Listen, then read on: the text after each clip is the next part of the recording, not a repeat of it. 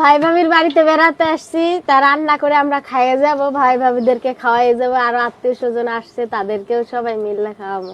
হ্যাঁ, এগুলো কিন্তু গরুর গোশত। তো আমরা আমার ভাই ভাবির বাড়িতে আসছি, আমরা নিজেরা রান্না করে খাওয়াবো। তাদের খাওয়াই মানে যাবো। তাদেরও আশা যে আমরা নিজেরা রান্না করে তাদের খাওয়াবো, মানে তাদের বাড়িতে এসে আমরা নিজেরাই রান্না করে তাদের খাওয়াবো।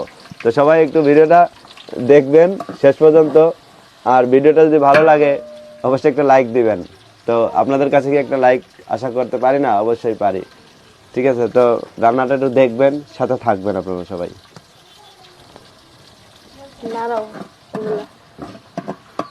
ভাবি কিছু বলেন। ভাবি কিচ্ছু বলতেছে না, ভাবি পিছনে চুপটি মাইরে বয়ে। দেখুন ভাই আর ভাবি রান্না করব, আমি শুধু দেখেই যাবো। দেখেই যাইবো, এদের বাড়িতেই আসছি, আমরাই রান্না করে এদের খাওয়াবো। বুঝতে পারছেন আপনারা কোন ঘটনা?